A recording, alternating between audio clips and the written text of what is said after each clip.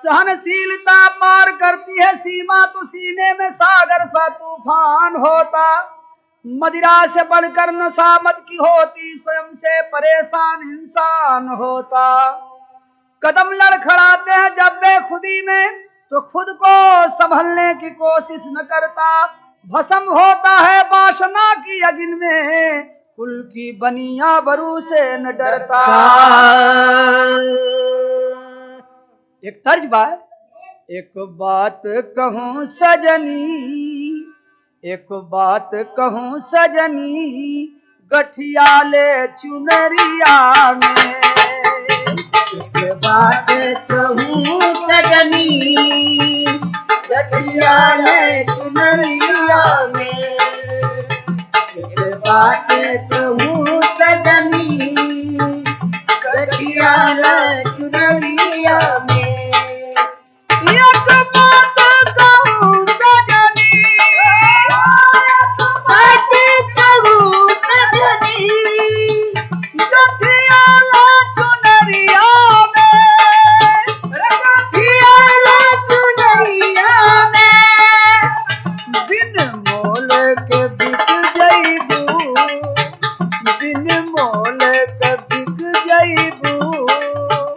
दौलत की बजरिया में,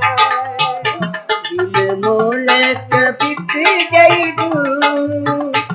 दौलत की बजरिया में। मोलक बिक जइबू, दौलत की बजरिया में। तो भैया यही तर्ज बात। साहिल का मिलन होता, साहिल का मिलन होता, दरिया के तरंगों से। साहिल का मिलन होता,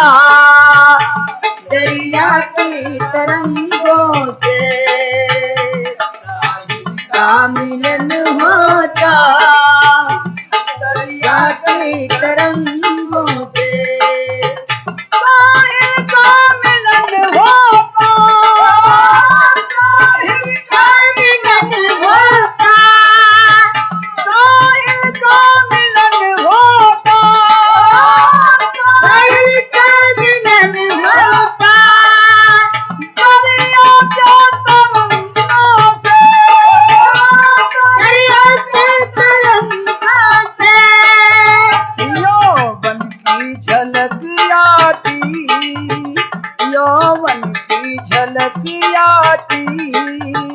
तन के हर यंगों से झलक आती, तन के हर रंगों से। मन की झलक आती, तन के हर रंगों से। तो भैया ये दस्तान वही कहो जे समय द्रौपदी जुआ पर हार गई ललिन और धर्मराज पांचों भाई के सहित नीचे मुड़ी करके बैठा ललिन। दुर्योधन सजा दे दिले,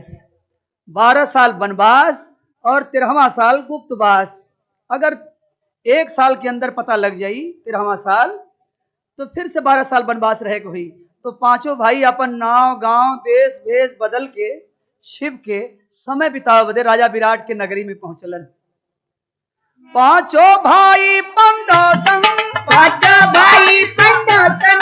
पांचों भाई पंडोसन, पांचों भाई पंडोसन। 45 पर कुमारी, 45 पर कुमारी, रहती थी विराटपुर में, रहती थी विराटपुर में। शिव करके द्रौपदी प्यारी, शिव करके द्रौपदी प्यारी। शैलंधी नाम पड़ा था, शैलंधी नाम पड़ा था। द्रौपदी बनी थी दासी, द्रौपदी बनी थी दासी। रानी की करती सेवा, पति चरणानिधि की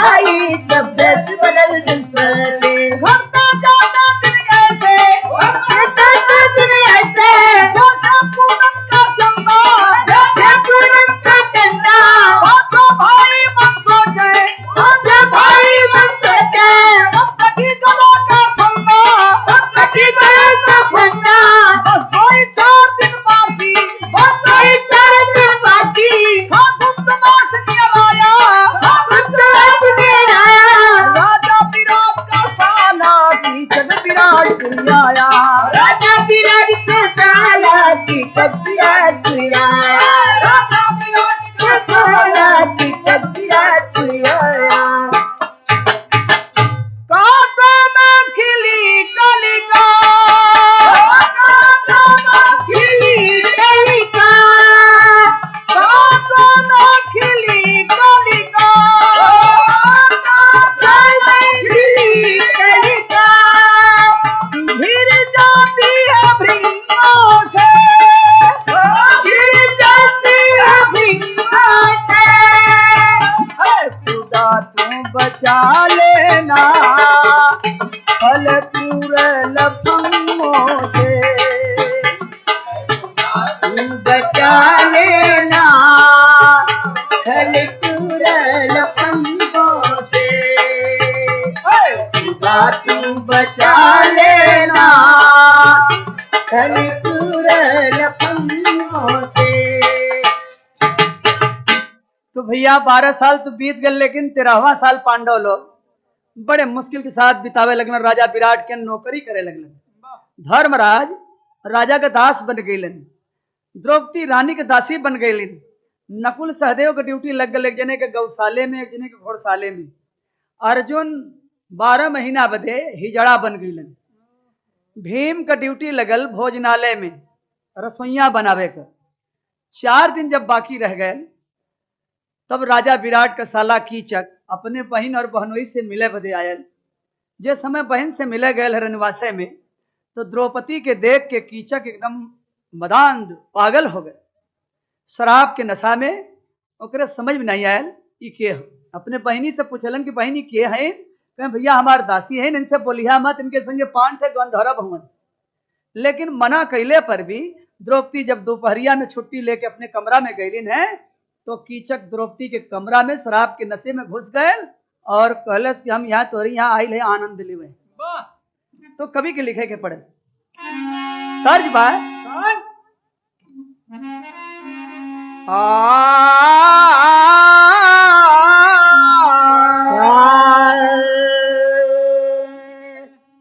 साच कहूँ तोरयावन से हमरे, साच कहूँ तोरयावन से हमरे अंगना में आई बहार भौजी, अंगना में आई बहार भौजी, आई बहार भौजी बनते हमरे बनते हमरे आई बहार भौजी, आई बहार भौजी। वाह भैया ई भौजी के लिए बाहर कहे आ गए और ऐसा भौजी होए के चाहिए कि लक्ष्मी की सूरत ममता की मूरत, लक्ष्मी की सूरत ममता की मूरत, ममता की मूरत आंखों में एक हमार भौजी, लाखों में एक हमार भौजी, लाखों में एक हमार भौजी मनके हमरे मनके हमरे आई बहार भौजी, आई बहार भौजी। लेकिन कभी भाव यहाँ लिखत हुन कि कोमल कमिलनी सी संपुट कली पे, कोमल कमिलनी सी संपुट कली पे काहे करेले गुंजार भंवरा, काहे करेले गुंजार भंवरा, करेले गुंजार भंवरा इसी संपुट कली पे, संपुट कली पे गुंजार भंवरा, करेले गुंजार भंवरा मन भी है काला, मन भी है काला, तन भी है काला, मन भी है काला, मन भी है काला, मन भी है काला इससे चला करने प्यार भंवरा, चला करने प्यार भंवरा, चला करने प्यार भंवरा। देखिए द्रौपदी का एक नाम बड़ा गुप्त है। वो कौन नाम हो? कृष्णा। कृष्णा से कीचक करे छेड़खानी, कृष्णा से कीचक करे छेड़खानी, कीचक करे छेड़खानी। बोला गले लग जा परियों की रानी, बोला गले लग जा परियों की रानी, गले लग जा परियों की रानी। सदकी बेदारी पंचाल प्यारी, सदकी बेदारी पंचाल प्यारी, सदकी बेदारी पंचाल प्यारी। कर जोर कहती पुकार भंवरा, गणगण कहती पुकार भंवरा, गणगण कहती पुकार भंवरा। संपुट कली पर, संपुट कली पर, मैं गुजार भंवरा, कर ले गुजार भंवरा। कीचक को हार्दिक इच्छा का रहल कि द्रौपदी के देख के लुभायल कीचक पपिया मनवा में करला विचार, करवा कहरवा बना के लूटब लहरा, सुंदरी से करबे दीदार। ये तो रानी बनावे लायक बा। लेकिन द्रौपदी कीचक का मतलब समझ के हाथ जोड़ के कहते हैं कि भैया हमारे कमरा में से आप निकल जाएं, आप राजा महाराजा और हम नौकरानी, अगर कोई देख ले आपका भी बेइज्जती हुई हमारी भी बेइज्जती हुई। कीचक बोलल कि हम ऐश आराम करे आए थे, हम निकल के जाब नहीं, हम यही में ऐश आराम करब तोहरे साथ। तब द्रौपदी समझ गईलिन और कहलिन कि ना ना ये सब रात के होला, आप रात के हमसे मिलिहा और कहा गांव के बाहर रंगशाला में, वहीं हम आप दोनों मिल के आनंद लेवल जाएंगे। लेकिन तर्ज बा, अरे रात सपना दिखाए दिया हमका, रात सपना दिखाए दिया हमका, रात सपना दिखाए दिया हमका, रात सपना। रात सपना रतिया सपना, रात सपना, रतिया सपना, दिखाए दिया हमका, रात सपना, दिखाए दिया हमका, रात सपना। भैया तर्ज यही है। लेकिन द्रौपदी कीचक के संतोष देवदे कहते हैं कि रात करब दीदार संग तोहरा, रात करब दीदार संग तोहरा, रात करब दीदार संग तोहरा, रात करब। रात करब रतिया करब, रात करब रतिया करब, रात करब दीदार संग तोहरा, रात करब दीदार संग तोहरा, रात करब। सोरहो सिंगार करके रंगशाला अइबे, सोरहो सिंगार करके रंगशाला अइबे, सोरहो सिंगार करके रंगशाला अइबे, सोरहो सिंगार करके रंगशाला अइबे। जान करब निसार संग तोहरा, रात करब जान करब निसार संग तोहरा, रात करब निसार संग तोहरा, रात करब। तो भैया द्रौपदी जब कीचक के ऐसे कहलिन कि हम 10 बजे रात के रंगशाले में मिलब और तू हम खूब शराब वराब पी के खूब नशे में मस्ती के साथ अइहा और हम सोरहो सिंगार करके आइब तोरे लगे और रात भर ऐश आराम करल जाई। तब जाके कीचक द्रौपदी के कमरा में से निकल के बाहर गए है और द्रौपदी के करीब 4-6 घंटा का मौका मिल गए तो अपने घर में से निकल के पहले वीर अर्जुन जी के पास जाते हैं दुहाई देवे टेरी अभिलाषा तोरा मिटई बे पपिया बोली पंचाली बस खूसा बुझी पिपासा अभिलाषा तोरा मिटई बे पपिया अभिलाषा तोरा मिटई बे पपिया अभिलाषा तोरा मिटई बे पपिया दामन में आवरू सिमटी ले अर्जुन के पास में आई है सिसकती हुई कंपित स्वर में पारथ से पैन सुनाई है सुनकर के धनंजय मान हुए हिजड़े की झलक तब आई है ज्वाला सी जलती पंचाली विजयी से दे तो दुहाई है। आस बहावत वीर अर्जुन के पास जब अलिन है तो वीर अर्जुन पूछलन कि कहा भैल कहे कि हमरे कमरा में राजा विराट का साला कीचक घुस गए और हमें बेइज्जत करे के ख्याल से हम कोई तरह से इज्जत बचा के और उसे रात के मिले बदे वादा कैले हैं और हमारी इज्जत आप बचावें आप हमारे पति हमन हमें बीच स्वयंवर में से जीत के लिए आए हन। तो वीर अर्जुन बोले कि हम तो हिजड़ा हो गई है हम तुम्हार मदद भाई 4 दिन तक न कह पाई। एक तर्ज बा अरे गोरा के गैला लवट के हिला करिया नौकरिया पिया छोड़ दा नौकरिया पिया छोड़ दा जिन जाया कोई लरिया नौकरिया पिया छोड़ दा जिन जाया कोई लरिया नौकरिया पिया छोड़ दा कोई लरिया नौकरिया पिया छोड़ दा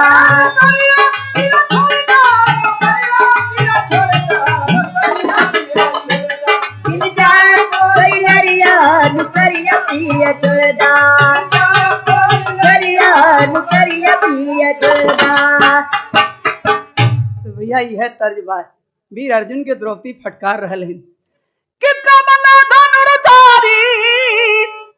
धनुर्धारी रे भाई जड़वा पिया छोड़ दा पिया छोड़ दा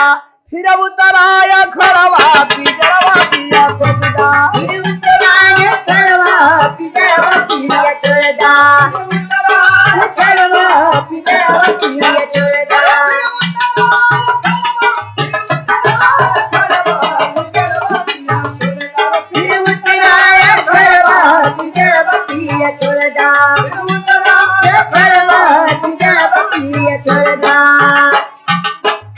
तोहरे जियत जायल चाहे जतिया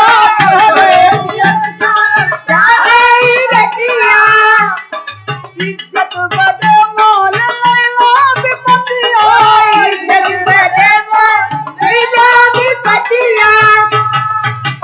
अरे कमल न खैबा तू ऐसा न खड़वा पिजड़वा पिया छोड़ दा फिर उतराया खड़वा पिजड़वा पिया छोड़ दा उतराया खड़वा पिजड़वा पिया छोड़ दा खड़वा पिजड़वा पिया छोड़ दा उतराया खड़वा पिजड़वा पिया छोड़ दा उतराया खड़वा पिजड़वा पिया छोड़ दा खड़वा पिजड़वा पिया छोड़ दा। वीर अर्जुन वाकई में हिजड़ा बन गए जरा सा भी जोश नहीं आओ था द्रौपदी रो रो के कहते हैं कि हिजड़ा वाली पोशाक फेंक के और थोड़ा वीरताई में आके हमारी इज्जत बचावे लेकिन वीर अर्जुन बोले कि हम हिजड़ा हो गई लई और कीचक बहादुर होकर हाथ में हाथी का ताकत हो और हमें समय होकर कुछ न कह पाई। तो एक तर्ज हो एक औरत नई दुल्हन अपने दुल्हा से रोज झगड़ा करे घर वालन से जब झगड़ा रोज करे एक दिन होकर दुल्हा बड़ी मार मरले मारत लुटाए के सिलेंडर बुला दिले। कवि के एक तर्ज लिखे के पड़ल जब भोर हो गए वो दुल्हन के ऊपर ननद जगावत हो कि भौजी उठा गेहूं पीसल जाए तो वो दुल्हनिया बोलल कि हम तो खुदे पिसा गई भाई। एक ठे तर्ज लिखे के पड़ल बहेला पवनमा पुरवैया झकरे झोर अरे राजा जी का तोरल दहिया स्वामी जी का तोरल दहिया दरदिया बड़ी जो स्वामी जी का तोरल दहिया बड़ी जोर स्वामी जी का तोरल दहिया तर्ज बा गुण वीर अर्जुन विपतिया कई रे छोर गुप्त बनवास की समैया गुप्त बनवास की समैया बीतल बतयब थोर गुप्त बनवास की समैया बीतल बतयब थोर गुप्त बनवास की समैया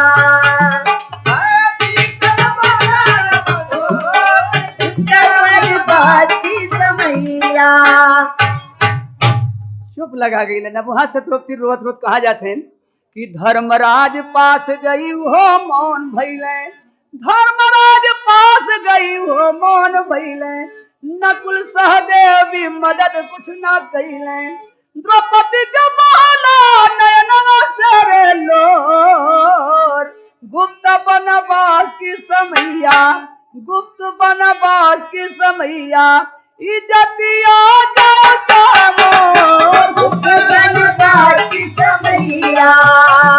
इज्जतिया जाओ चामोर गुप्त बनवास की समैया इज्जतिया जाओ चामोर गुप्त बनवास की समैया। धर्मराज भी जवाब दे देलन नकुल सहदेव भी जवाब दे देलन कि भैया जौन अर्जुन कहलन ठीक कहलन 4 दिन तक कोई खुरापात मचैबू और दुर्योधन के पता लग जाई तो हम लोगन के फिर 12 साल के वनवास दे दी चुप लगा जा कैसो इज्जत बचाएला लेकिन इज्जत बची कैसे शाम के मिले के वादा कैले हैं 10 बजे रात में अब रोत रोत द्रौपदी कहा जाते हैं भोजनालय में भीम के पास गई भीम के पास द्रौपदी रो रो हाल सुनाई देख हाल बेहाल भीम को काफी गुस्सा आई अभिलाषा तो मिटई पपिया जाना पंचाली को काफी भी दिलासा अभिलाषा तो मिटई पपिया जाना पंचाली को काफी भी दिलासा अभिलाषा तो मिटई पपिया जाना पंचाली को काफी भी दिलासा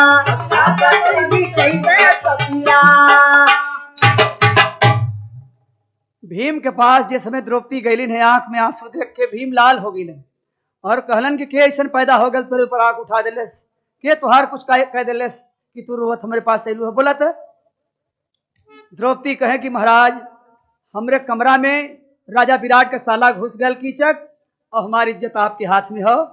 हम वादा कैले है मिले बदे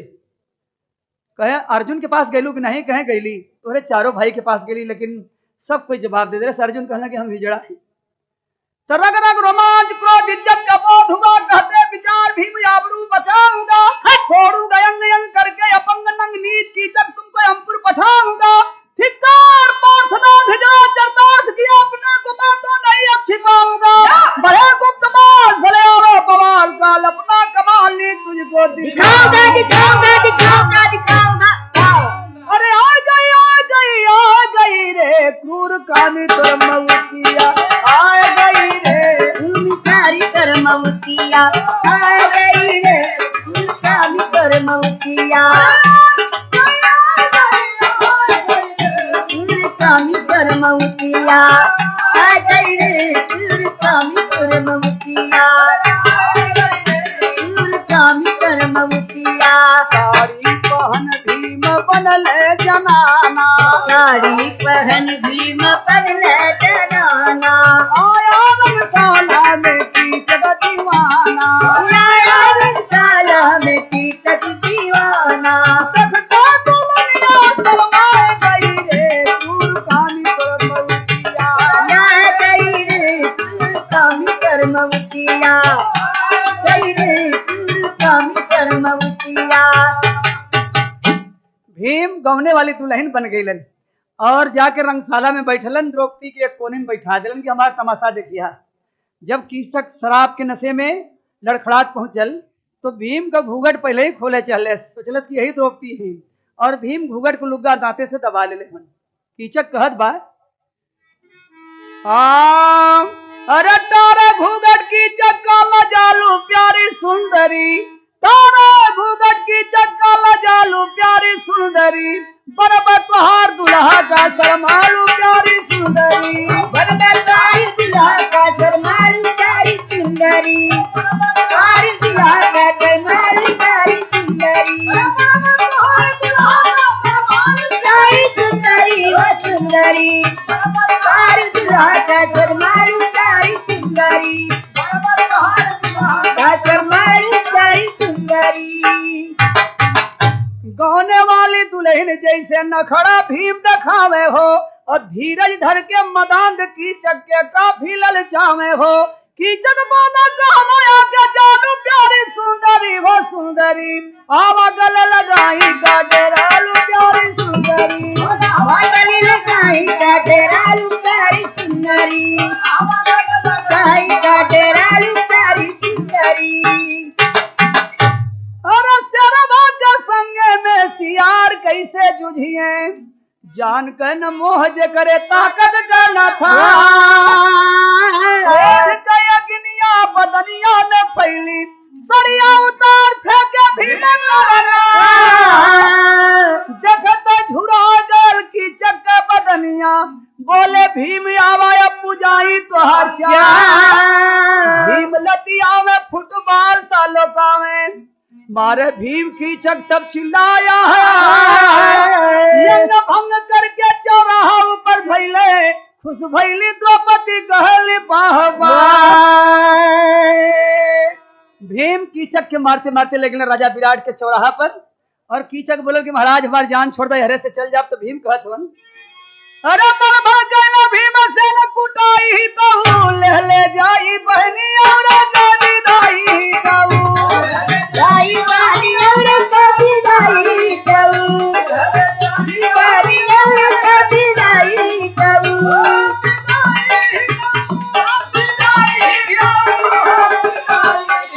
दाई वाली और कभी दाई कहू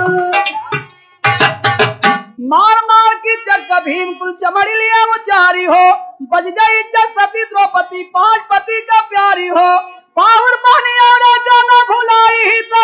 ले जाई बहनी और विदाई